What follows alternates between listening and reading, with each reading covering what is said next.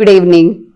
I was explaining you the NEET 2025 physics question paper. Yesterday I explained 20 questions. Today I am going to explain next 10 questions. So first read the question number 21 carefully. See here, in this question, two cities X and Y are connected by a regular bus service with a bus leaving in either direction every 10 minutes. A girl is driving scooty with a speed of 60 kmph in a direction X to Y, notices that a bus goes past her every 30 minutes in the direction of her motion, every 10 minutes in the direction opposite to her. Choose the correct option for the period of the bus service and speed of the bus. So here it is given that the period of bus service is same from both the directions, and also the speed of the bus of both the buses leaving two stations are same and they are constant. So I'm explaining you that problem. Look here. So here I'm talking about 21st question. There are two bus stations X and Y. Let this be X station, this be Y station. And buses are leaving the two stations at regular time intervals with the same speed, say VB. And a girl is moving with a velocity Vs on his scooter, right? And here the girl observed that every 30 minutes bus from X crosses her, and at every 10 minutes bus from Y crosses her.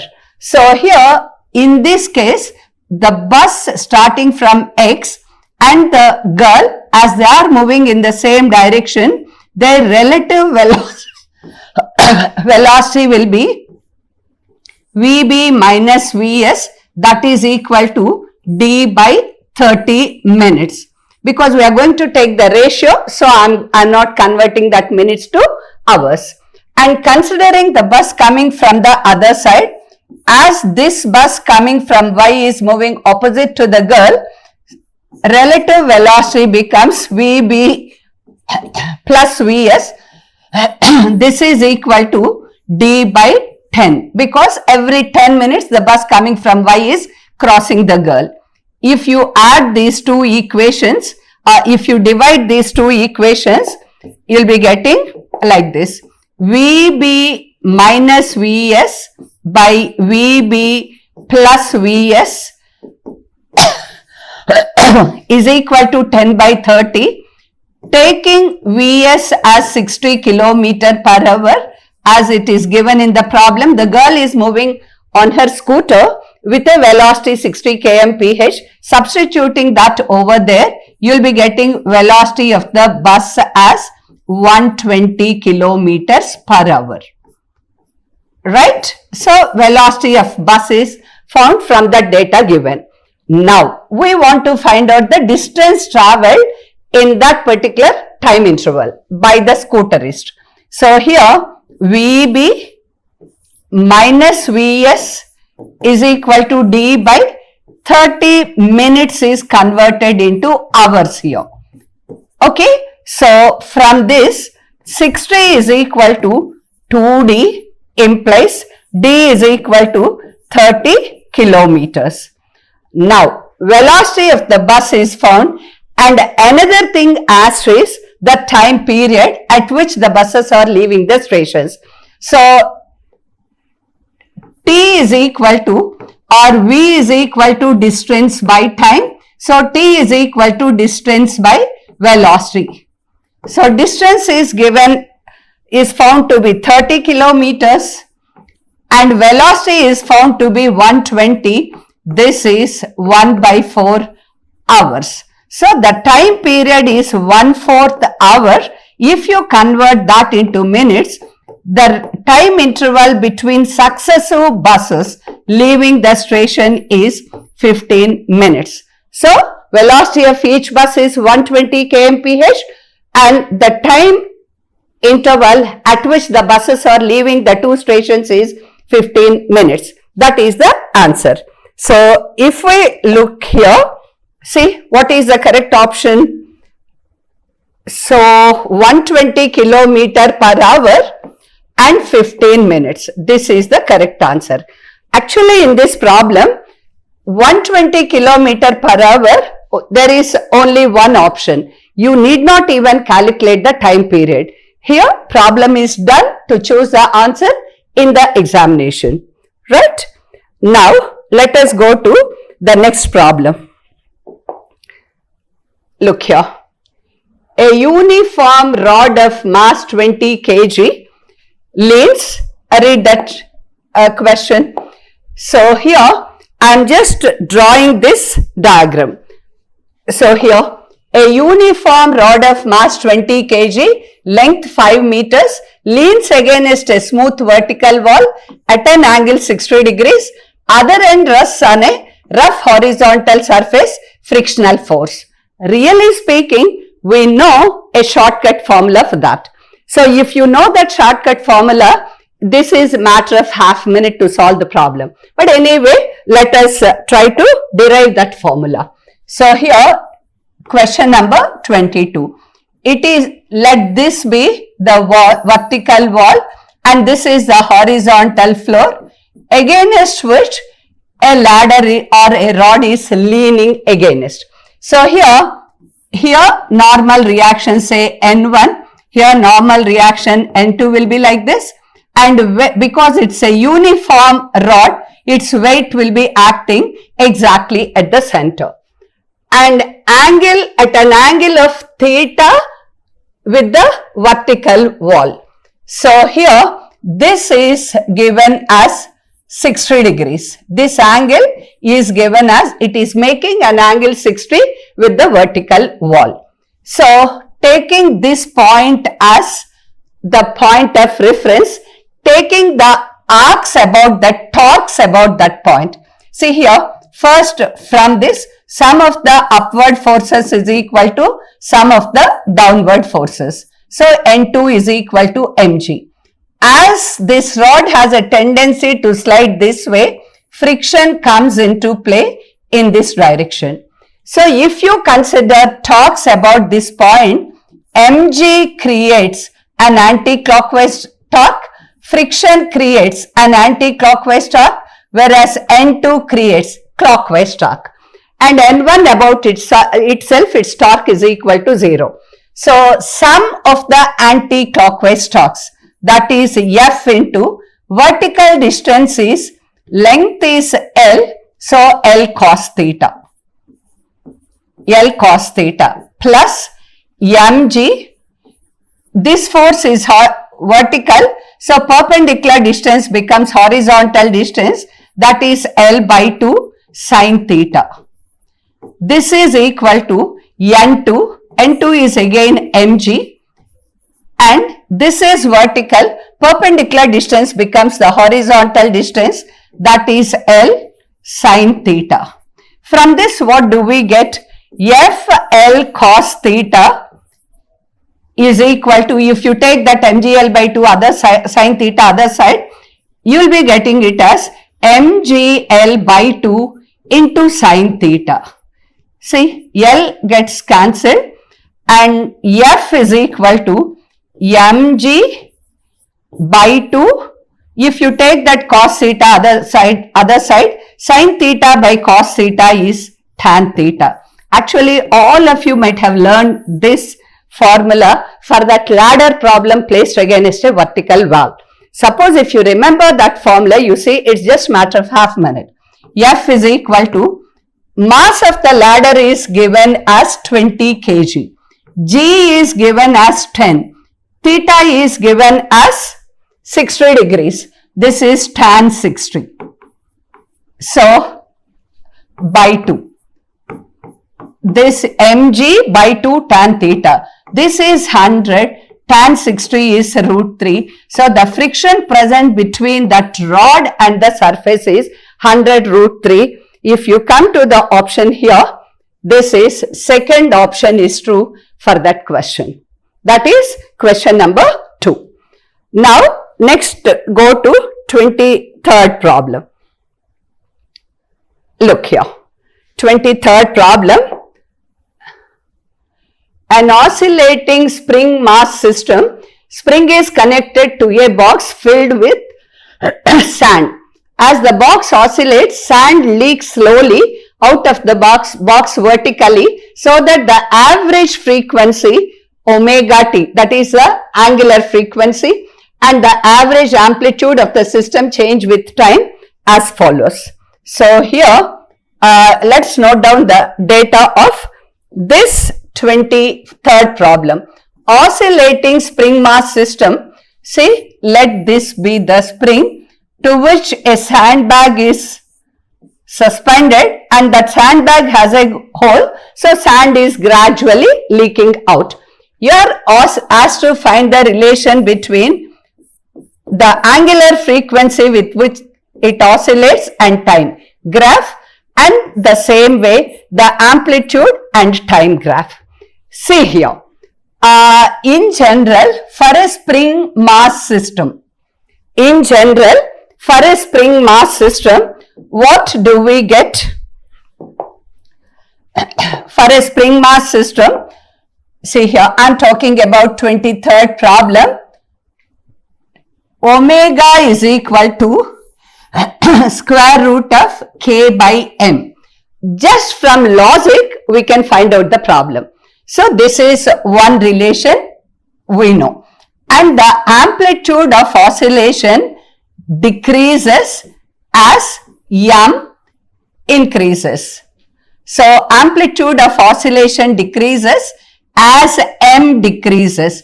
If the mass suspended to the spring system increases, obviously amplitude increases. If mass decreases, amplitude decreases.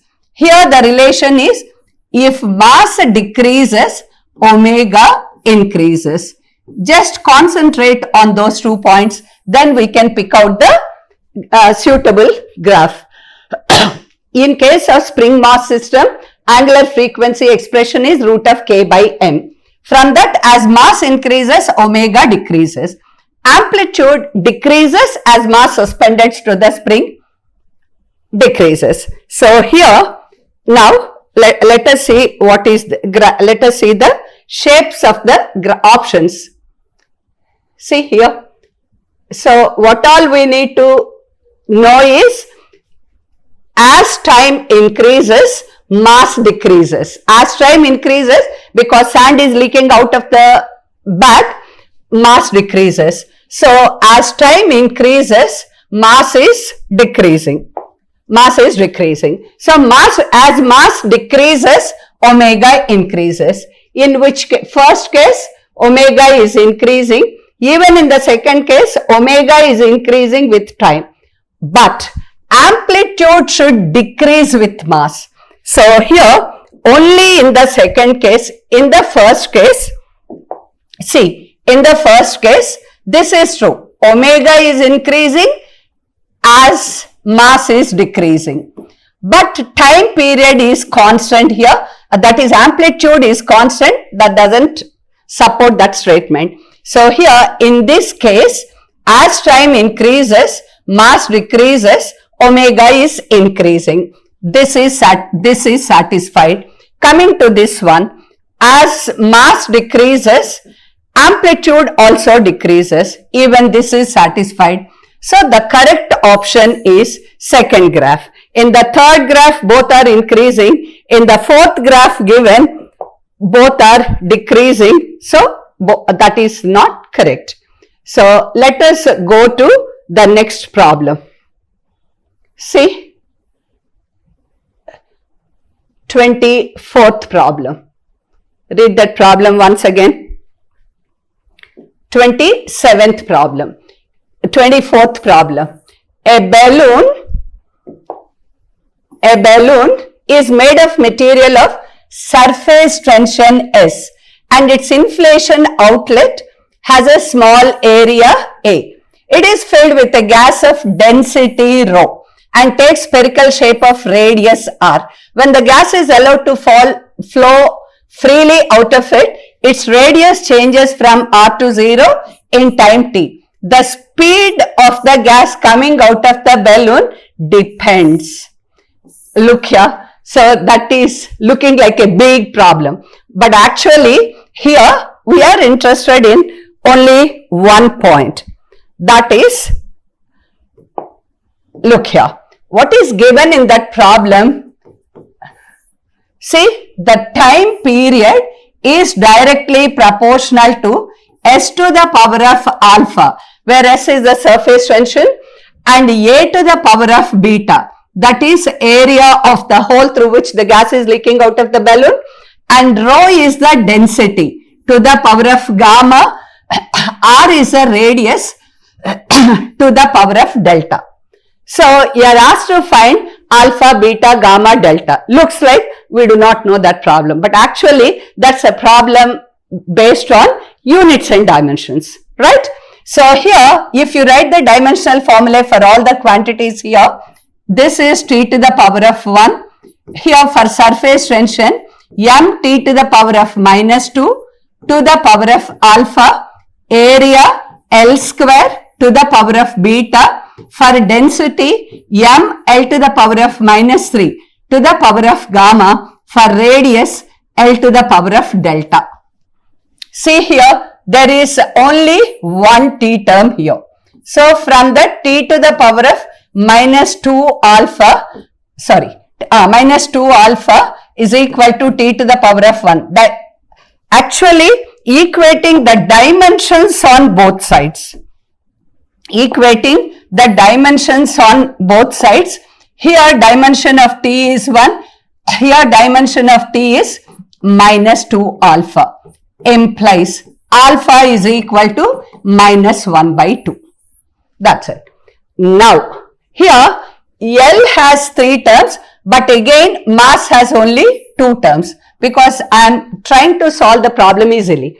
So, coming to the powers of mass, all left hand side it is 1, right hand side m to the power of alpha plus gamma. So, from this equation, gamma is equal to minus alpha implies gamma is equal to minus of minus half, it is 2. So, now if you look at the options here, alpha minus half, these two options have alpha value minus half, gamma value plus half. Only this option has gamma plus because it is minus half. So, option 3 is correct. If you compare the dimensions, you get all the values, but in the exam, to get the answer, just this is enough. So, to save the time. So, option 3 is correct. Now, go back to 25th problem. 25th problem. This is a vernier calipers problem from the measuring instruments. Look here. So, look into this 25th problem. This one. Consider the diameter of a spherical object being measured with the help of vernier calipers. 10 vernier divisions are equal to 9 main scale divisions. Least division of main scale reading is 0.1 centimeters. 0 of vernier is at x is equal to 0.1. This is the most important keyword given or additional quantity given in the problem. Routine ga idu undadu. So, ikkada 0 of vernier scale is at x is equal to 0.1 centimeter when the jaws of the vernier are closed. Main scale reading for the diameter is 5 centimeters. Vernier scale coincidence is 8. Measured diameter after 0 error correction. That is the problem. So, I explain you the problem first. Look here. So, first here 10 divisions on the vernier scale coincides with 9 main scale divisions. 10 vernier scale divisions coincide with 9 main scale divisions. And we know the total reading after in the measurement is corrected main scale reading plus Vernier scale coincidence into least count. Here main scale reading is given as 5 centimeters, but Vernier, when the jaws are closed, Vernier 0 is at 0.1 centimeter. So error is plus 1.1 centimeter, correction is minus 0.1 centimeter. So corrected main scale becomes 5 minus 0.1, that is 4.9 centimeters. Vernier coincidence is given as 8, and we need to find out the least count for that problem. So to find out the least count, what is the formula for the least count? Least count is equal to length of one main scale division minus length of one Vernier scale division. One main scale division length is given as 0.1 centimeter. One Vernier scale division, look here, 10 Vernier scale divisions is 9 MSD, means 10 Vernier scale divisions length is 9 into 0.1, that is 0.9 centimeters. So one Vernier scale division is 0.9 by 10, 0.09. If you subtract this, you will be getting the least count as 0.01 centimeter. So if you substitute that value here, the reading is 4.9 plus 0.08. This is 4.98 centimeters. So I have done the entire problem. But if you are smart enough, just looking at the problem, you can answer. Because main scale reading is given as 5 centimeters and the correction is negative. So definitely the total reading must be less than 5 centimeters. There is only one option given with an answer less than 5 centimeters. So without solving all these things, we can just pick out the answer. See, that is 4.98 centimeters. Only one option is less than 5 centimeters. So correct answer for that is third option. Okay. Now let us go to 26th problem. 26th problem.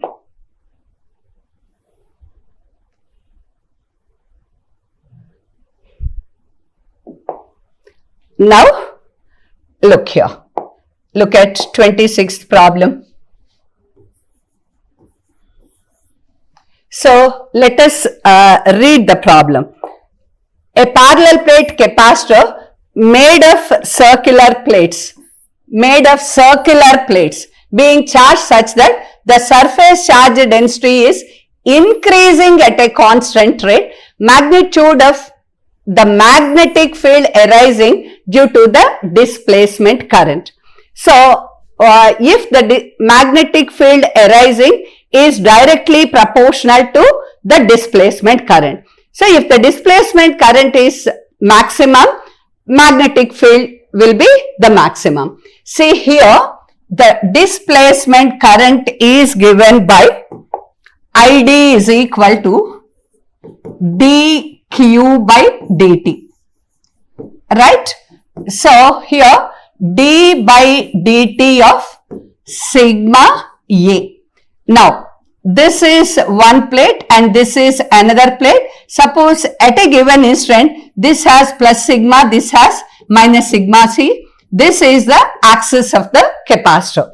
See here, at any point which is at a distance r from it, if you want to find out the displacement current from this expression, you have to enclose the area of cross section of the imaginary cylinder.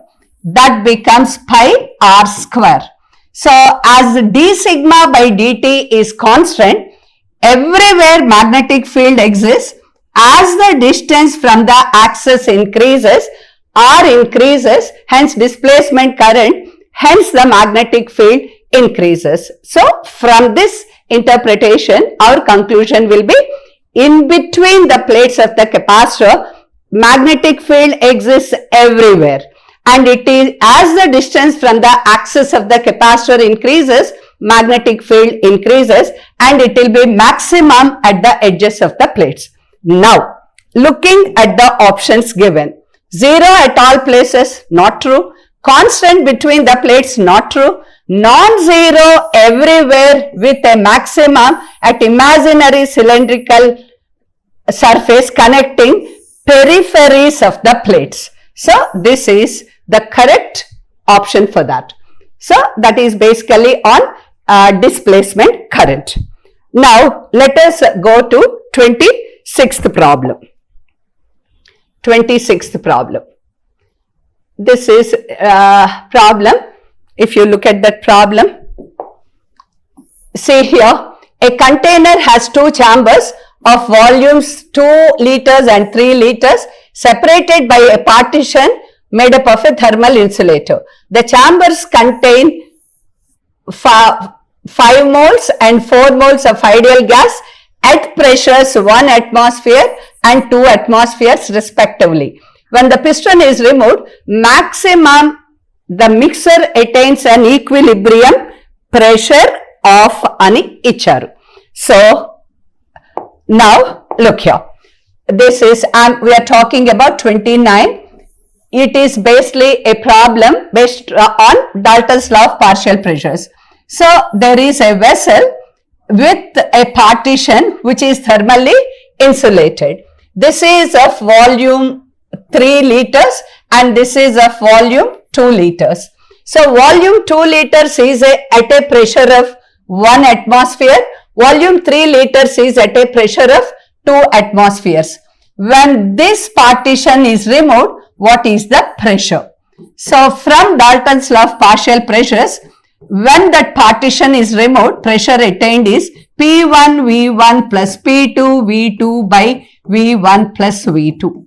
So, 2 into 3 plus 2 into 1 by volumes 2 plus 3. 6 plus 2, 8 by 5. This is 1.6 atmospheres. Here in this problem, the redundant data given is number of moles. It is nothing to do with number of moles present. So, number of moles is the redundant data. Here, we do not require the number of moles present in those. So, it is simply P1 V1 plus P2 V2 by V1 plus V2. So, the correct option for that, look here. So, 1.6 atmospheres, second option is true. Now, coming to the 13th problem. A particle of mass m, 30th problem. A particle of mass m is moving around the origin with a constant force F pulling towards the origin. Bohr model is used to describe its motion. The radius of the nth orbit and the particle speed depend on the number of the orbit as. So, here let us understand the problem first. See here, I am talking about 30th question. In this problem, the first part of it is a particle of mass m is moving around the origin with a constant force pulling towards the center. So, the force acting on this particle towards the center is obviously centripetal force given by mv square by r, that is equal to F, which is constant. Okay, and later it is given that a Bohr model is used to describe its motion. So, according to Bohr's postulate, angular momentum is an integral multiple of h by 2 pi. mvr is equal to nh by 2 pi. So,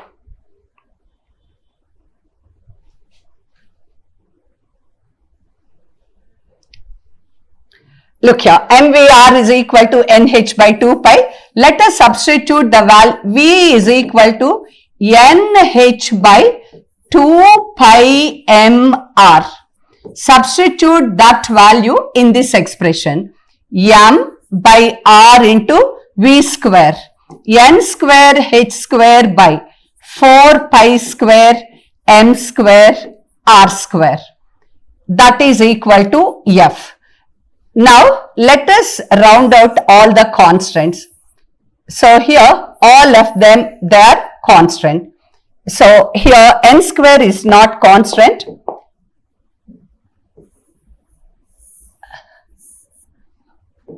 So n square, h square, n square, h square by 4 pi square, m square, r square, so on.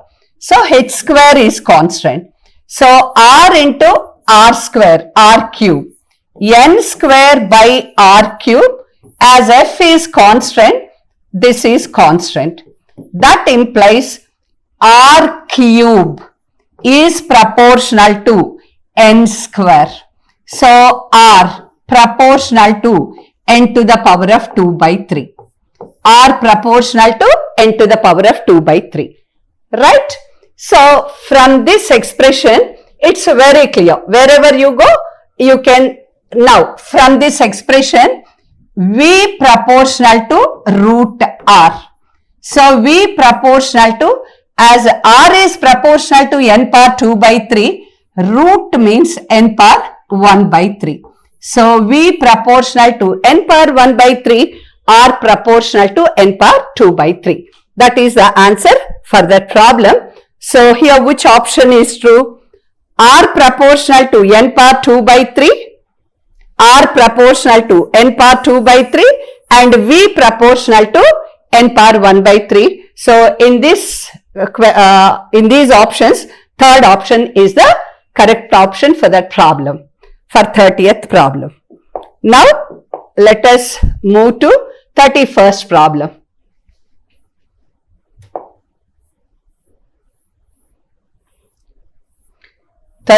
First problem. Look here. So in this 31st problem, radius of Martian orbit, Mars, radius of Martian orbit around the sun is about 4 times the radius of the orbit of Mercury. The Martian year is 687 Earth days. Then which of the following is length of 1 year on Mercury? This is based on Kepler's laws. So here, look, 31st problem. Radius of Martian orbit.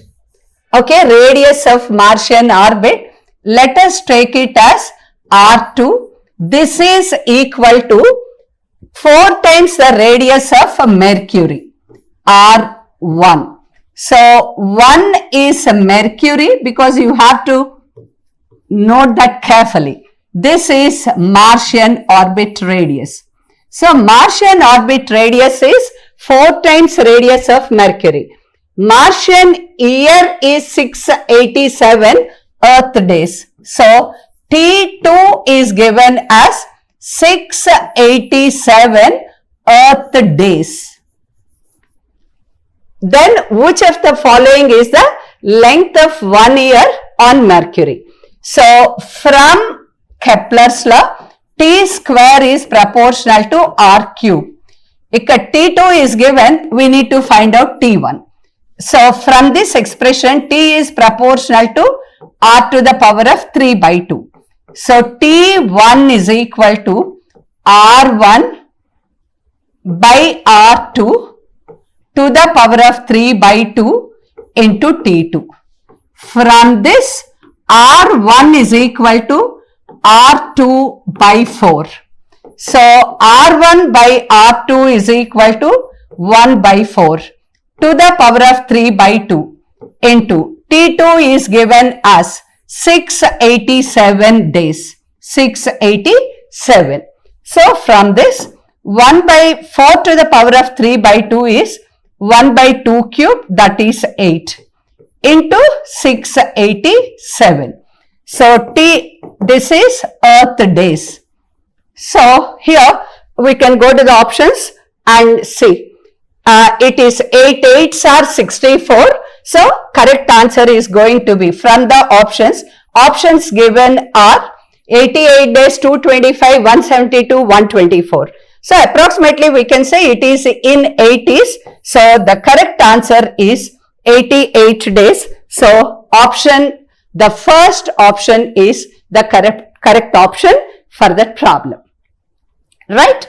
Let us go to question number 32. So this is question number 32. A body weighs 48 Newton on the surface of Earth. The gravitational force experienced by the body due to the Earth at a height equal to 1/3 the radius of the Earth from this surface. So here, look here. So a body weighs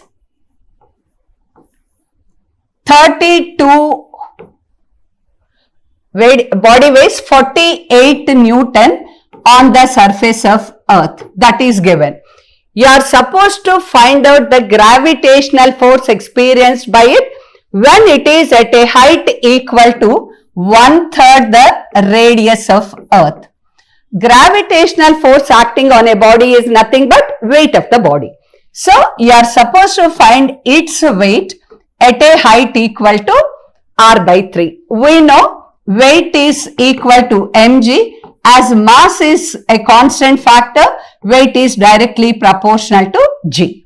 So g at that height is given by g into r by r plus h whole square. All of you know this is the correct formula for the variation of g with altitude. You are not supposed to take the approximate formula because height is not negligible here compared to the radius. So you have to go for the accurate formula. So this is g into r by r plus h is r by 3. Right? So this is g into, if you take r common factor and it gets cancelled, if you take LCM, so it becomes 3/4. If acceleration due to gravity becomes 3/4, weight becomes 3/4 the value. So weight at that point becomes 3/4 the initial value on the surface, that is 3 by 4 into 48, 12. So 3 12s are 36 Newton. So answer for that problem is this one, 36 Newton. Fourth option is the correct option for that problem. See, that is from gravitation based on variation of g with altitude. Let us go to question number 33. A wire of resistance R is cut into 8 equal pieces. A wire of resistance R is cut into 8 equal pieces. Right? From these pieces, 2 equal resistances are connected by adding 4 of these two together in parallel. So now then these two sets are added in series, net effective resistance of the combination. So let us see. Here basically 8 resistors of resistance R each are given. 8 resistors of resistance R each are given. Then they are divided into 2 groups, 4 on one side, 4 on other side. These 4 resistors are connected in parallel.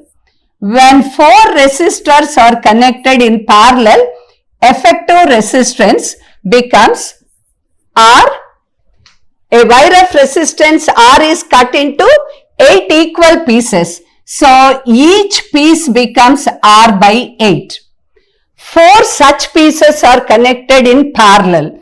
So 1 by 4 of R by 8.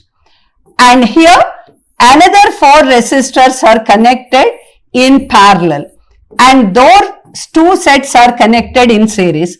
This also becomes 1 by 4 of R by 8. That means this is R by 32. This is R by 32. Both of them are connected in series. So the effective resistance of that entire combination becomes 2R by 32. That is equal to R by 16. That is the correct choice. So look here. Which option is true? This one. R by 16. So when a wire of resistance is cut into equal pieces, 8 equal pieces, R by 8. When 4 of them are connected in parallel, R by 32. R by 32. When these two are connected in series, it just becomes R by 16. So third option is true. Now let us go to 34th problem. Look here, 34th problem. de Broglie wavelength of an electron orbiting in n is equal to 2 state of hydrogen. De Broglie wavelength, you are supposed to find de Broglie wavelength. n is equal to 2 state of hydrogen atom. Bohr radius means radius of the first orbit of a hydrogen atom is 0.052 nanometers. You are supposed to find de Broglie wavelength there. So here, look here. So 34th problem. You are supposed to find the de Broglie wavelength. Already we know the relation between the number of the orbit 2 pi Rn. Rn is the radius of the nth orbit. That is equal to n lambda, where n lambda is the de Broglie wavelength associated with the electron moving in the nth orbit. This formula every one of us know. Okay, even for IPE examination, that is a 4 marks question, I believe. So here, from this expression, 2 pi radius of the nth orbit, you are supposed to find n is 2 here.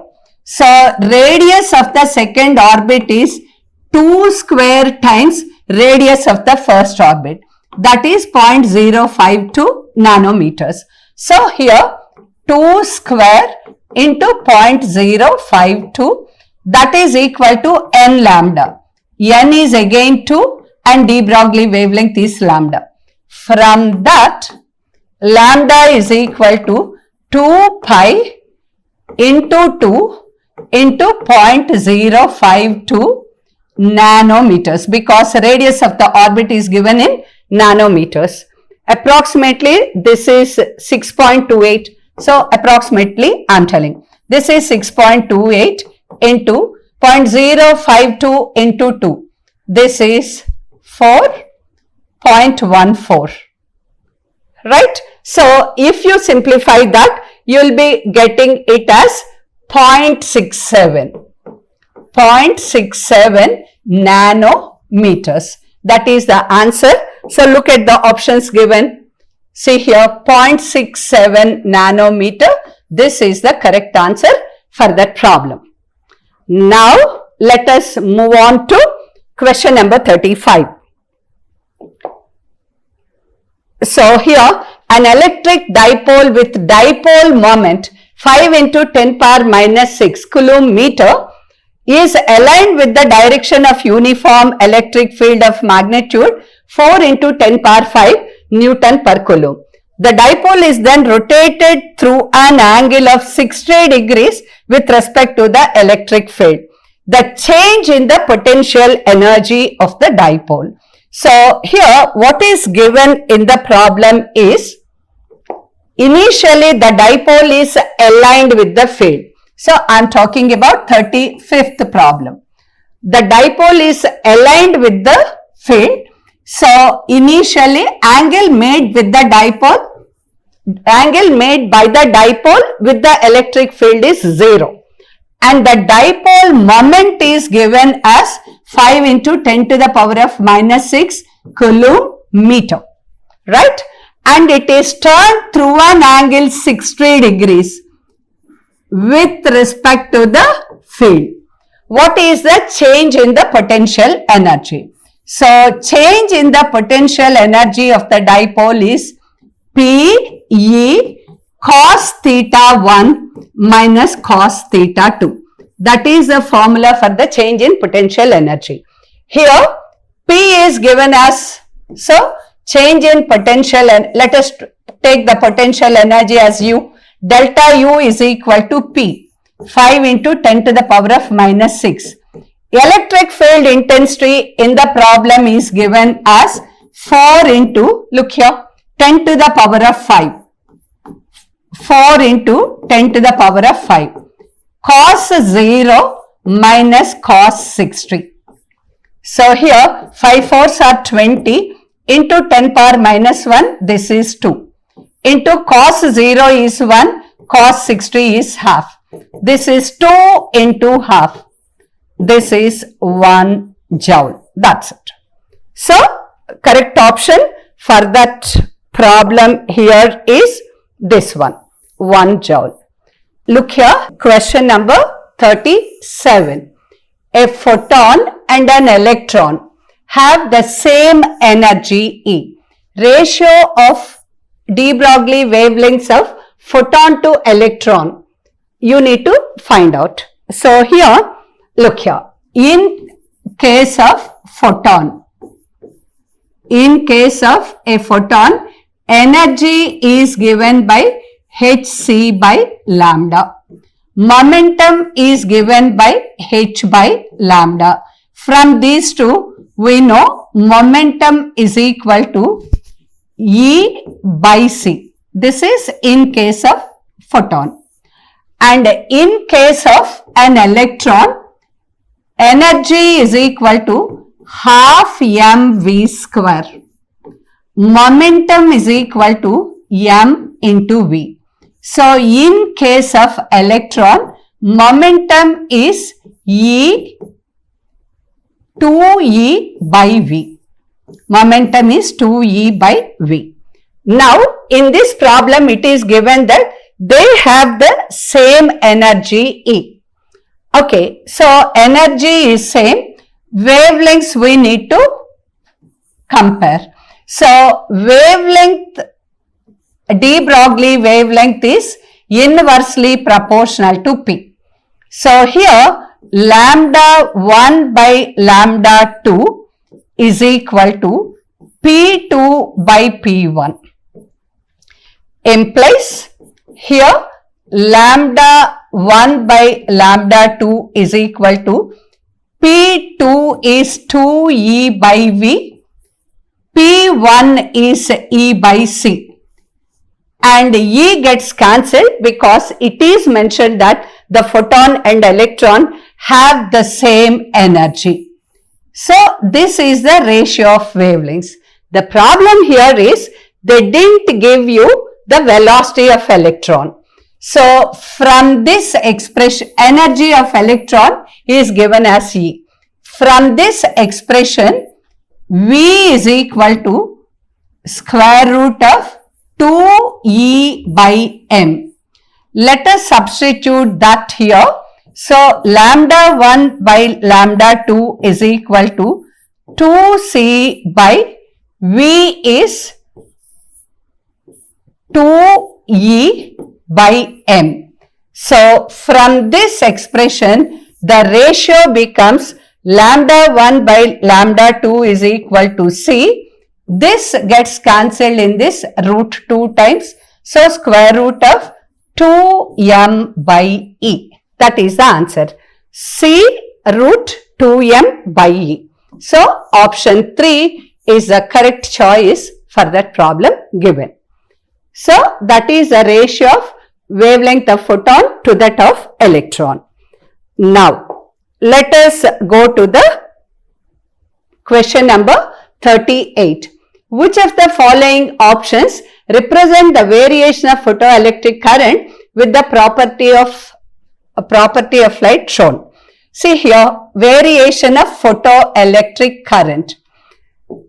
Now, if you go to Einstein's laws of photoelectric equation or photoelectric effect, it's very clear photoelectric current depends on intensity of incident light, and it is independent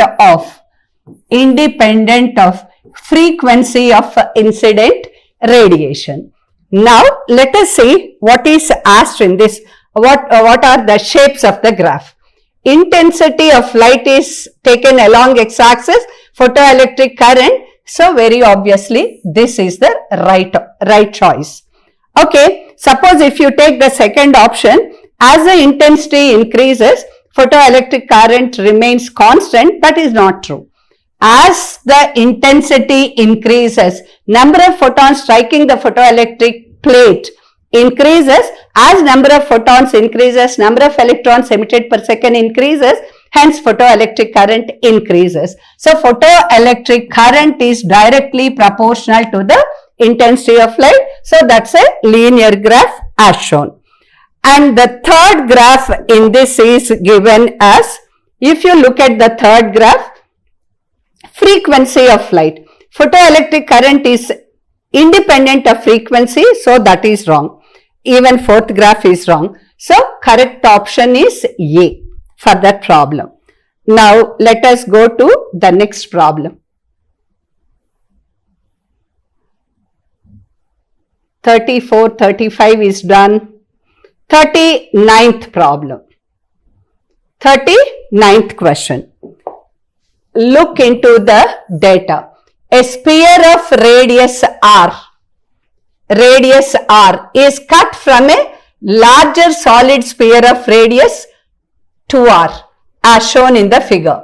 The ratio of moment of inertia of smaller to the rest.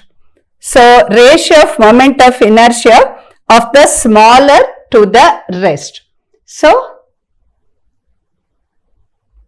look here.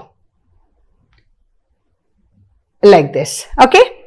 So now this is question number 39. This is a solid sphere of radius 2r. From this, a portion of radius r is removed. You are supposed to find out the moment of inertia of the smaller sphere to that of rest of it along y-axis. This axis passing through the center is given as y-axis. Now, moment of inertia of this removed part.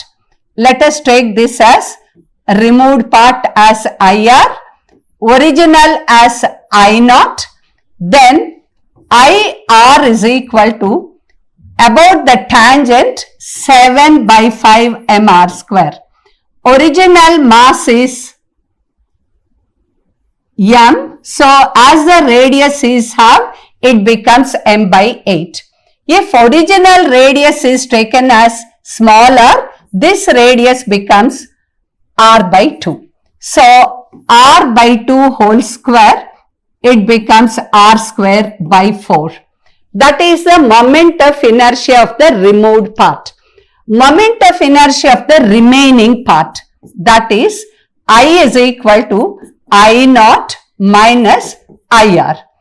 I naught about this axis is 2 by 5 m r square minus removed part is 7 by 5, the same thing, m by 8 r square by 4. So we are supposed to find removed part moment of inertia to the remaining part moment of inertia ratio.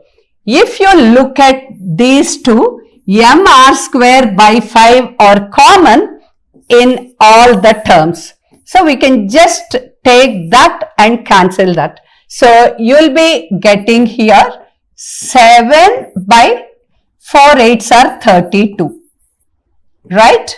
And now here 2 minus 7 by 4 8s are 32. 7 by 32. It is 7 by 32. If you take 32 as LCM, 64 minus 7. This and this gets cancelled. Ratio of moment of inertia of the removed part to the remaining part is equal to 7 by 57. So you can do the calculation in a shorter way only when you practice the problems regularly. If you don't practice the problems till you get the answer every day, You don't get the shortcut methods while doing the calculation part. So it is very simple. It is 7 by 57 is the correct answer for that problem. Now, let us go to question number 40.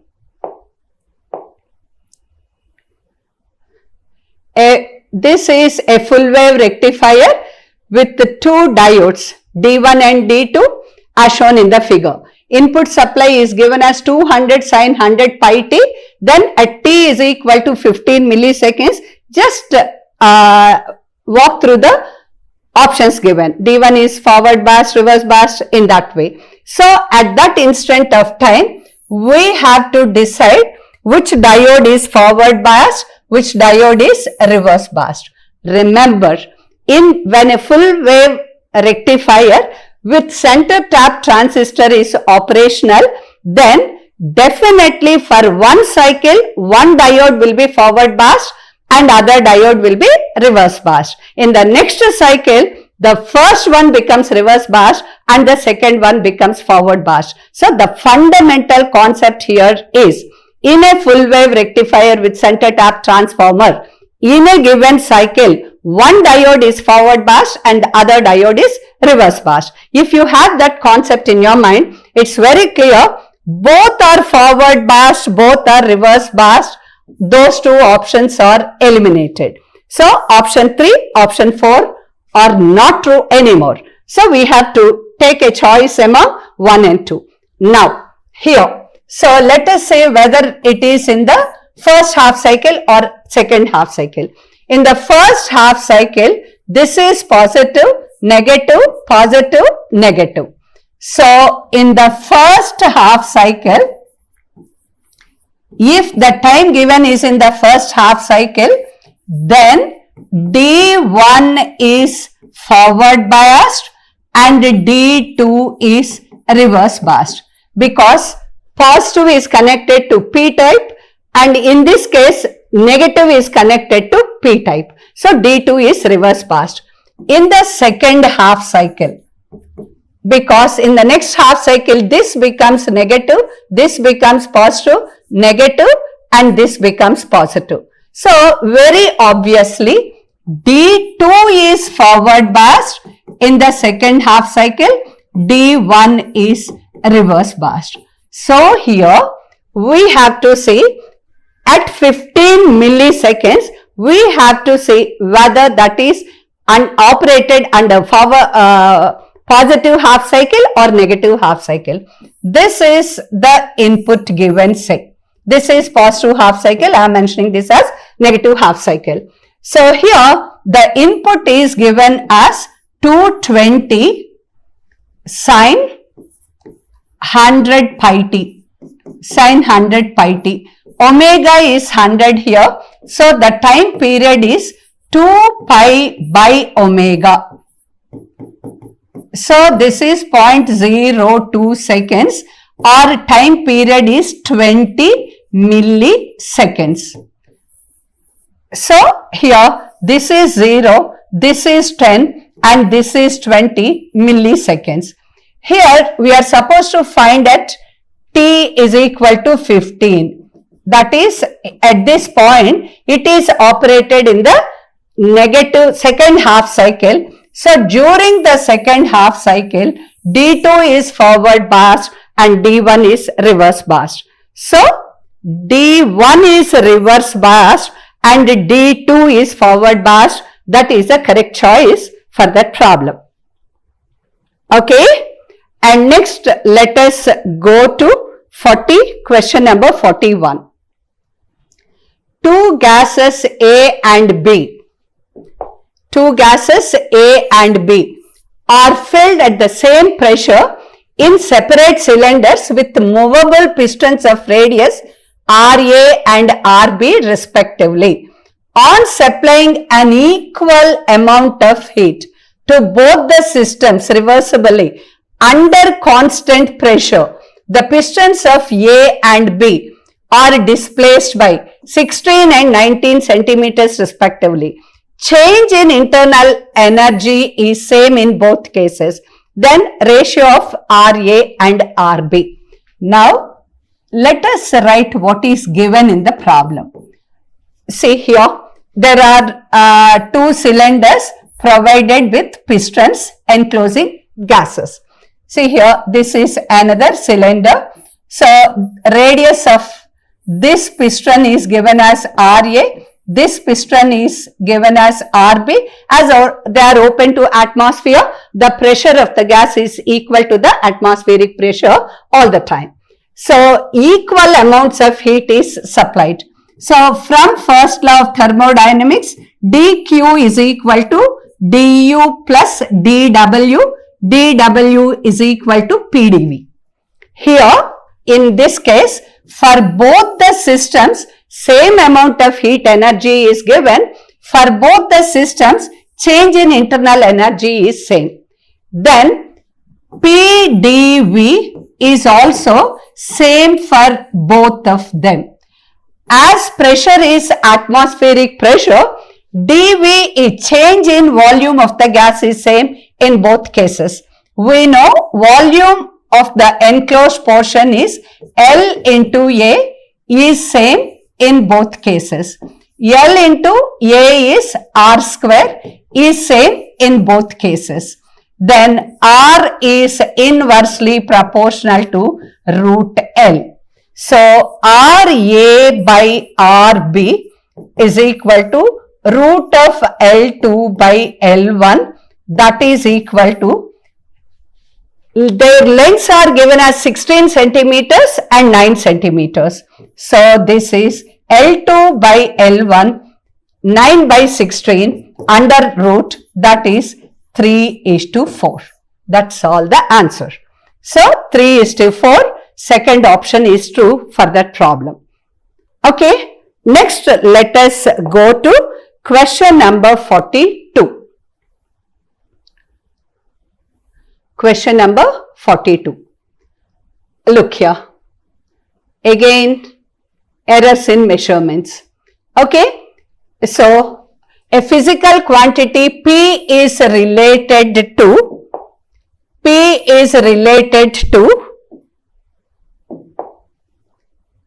4 observations A, B, C, D as follows.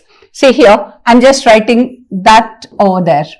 So, P is equal to A cube B square by C root D.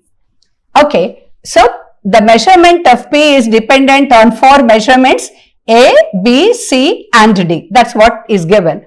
Percentage error in the measurements of A, B, C, D. 1%, 2%, 3%, 4% respectively.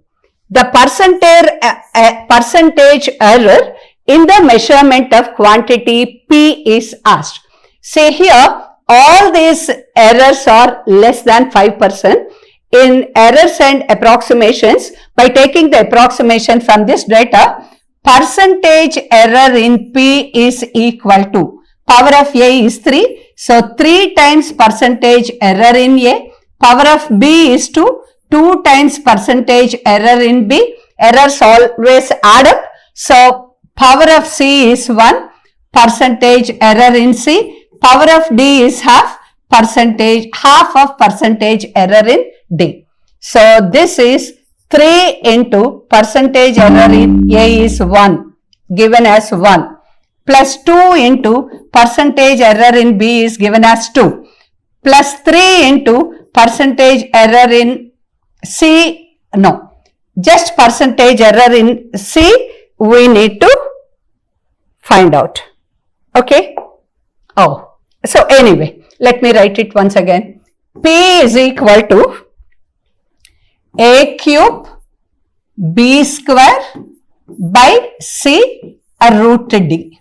So, percentage error in P is 3 times percentage error in A plus 2 times percentage error in B plus 1 time percentage error in C plus half time percentage error in D. So, this is 3 into percentage error in A is given as 1 plus percentage error in B is given as 2 plus Percentage error in C is given as 3. Percentage error in D is given as 4. So here this is 3 plus 4 plus 3 plus 2. So how much? 4 plus 3, 7, 10, 12. There is something wrong. So A cube, B square, C root D. So, see, that is the common mistake we do. You have to note the question properly. Percentage errors are given as 1%. In A, it is 1%. In B, it is 3%. In C, it is given as 2%. In D, it is given as 4%. Right? And P is given as A cube, B square by C root D. So that is the trap here. So percentage errors in A, B, C, D respectively are given as 1%, 3%, 2% and 4% respectively. So percentage error in P is 3 times percentage error in A, 2 times percentage error in B, plus 1 time percentage error in C, plus half time percentage error in D. So this is 3 into 1 plus 2 into 3 plus 3 into 2 plus half into 4. So let us see. So this is 2, this is 3 plus 6 plus, so this is 1 plus 2 plus 2. So this is 13% because here percentage error in C into 1 time. So 1 into 2. So that is 13% is the correct answer for that problem. It is a simple problem. Okay. Now next go to question number 43. Question number 43. The intensity of transmitted light when a Polaroid sheet is placed between two crossed Polaroids at 22.5 degrees from the polarization axis. Look here. First, I am writing. Suppose two Polaroids, 3 Polaroids are basically there. Angle between them is given as 90 degrees because in the problem they mentioned that these two Polaroids are crossed Polaroids. Crossed Polaroids means angle between them is 90 degrees. Another Polaroid is placed in between them at an angle 25 degrees, 22.5 degrees from the, with respect to the first Polaroid. So the light entering I naught is the intensity of light after passing through the first Polaroid. So from this intensity of light is I naught.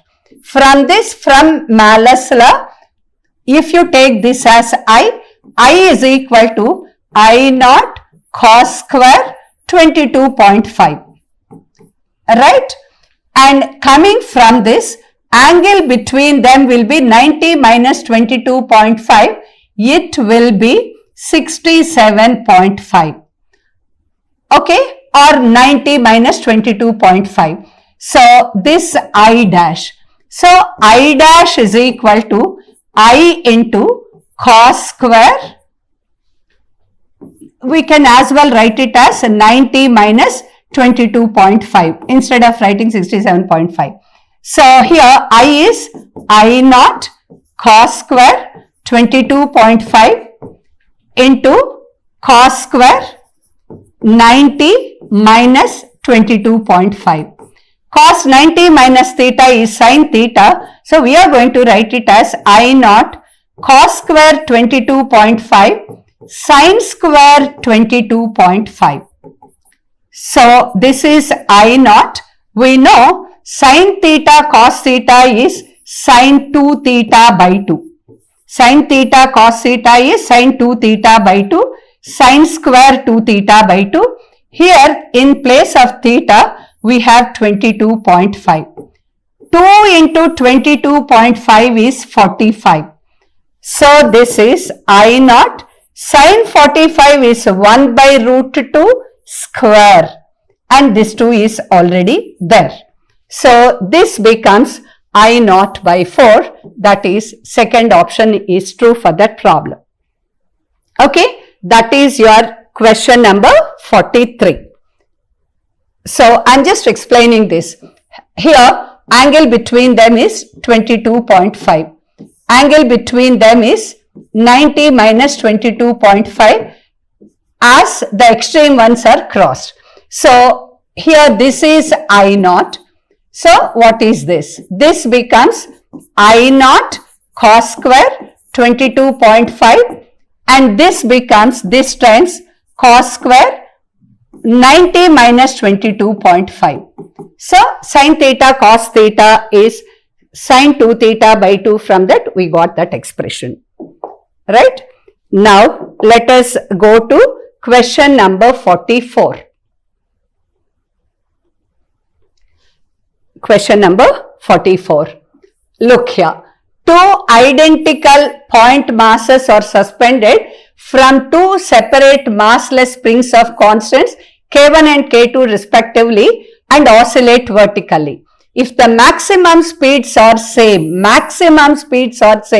the ratio of amplitudes AQ by AP.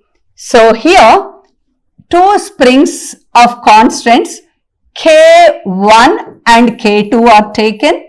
This is the spring P and this is spring Q.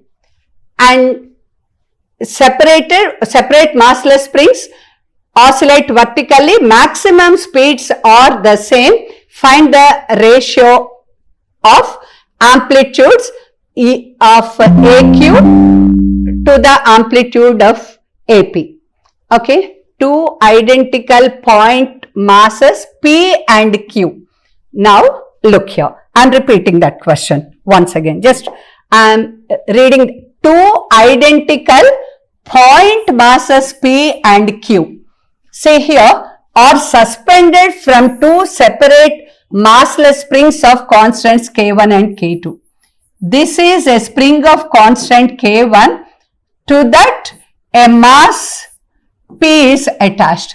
This is another spring of constant K2 to which a mass Q is attached. Okay, so here if they are oscillating vertically with the same maximum speed ratio of the amplitudes. So maximum speed formula is A omega. Speed is same in both cases. So A omega of an oscillating spring is square root of K by M. This is constant. So as the masses are also the same, see here, same masses are suspended, amplitude is inversely proportional to root K. Follow this carefully. AQ by AP is asked. So here AQ by AP is asked. This is equal to root of K1 by K2. So correct answer is, let us go for the question number 45 given in 25 NEET physics question paper. So read the question. A pipe open at both ends. So this is an open pipe. Okay, has a fundamental frequency F in air. In case of an open pipe, fundamental frequency F is equal to V by 2L if L is the length of the pipe. Next it is given, the pipe is now dipped vertically in water to half of its length. See here, this is the pipe of length L, the same pipe of length L. Now it is vertically dipped in water beaker. So this end is closed now. A pipe with one end open, one end closed is called a closed pipe now. So this is a closed pipe of length L by 2. So in case of a closed pipe, fundamental frequency formula is V by 2. In case of closed pipe, fundamental frequency is V by 4L.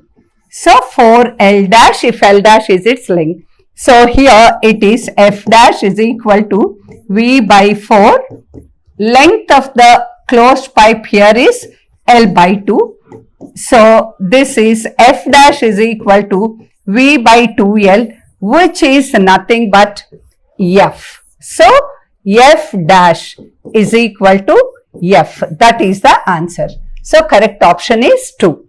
So when an open pipe of length L, here an open pipe of length L has fundamental frequency F, then that open pipe is dipped in water such that half of its length is immersed in water. Then this becomes a closed pipe because this end is closed. So this is a closed pipe of length L by 2.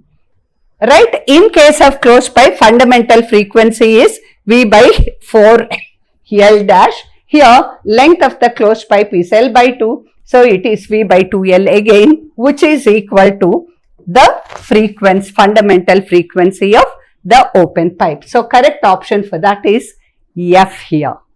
Okay. So I'll stop here. With that, the entire question paper is explanation is done. Thank you and bye-bye.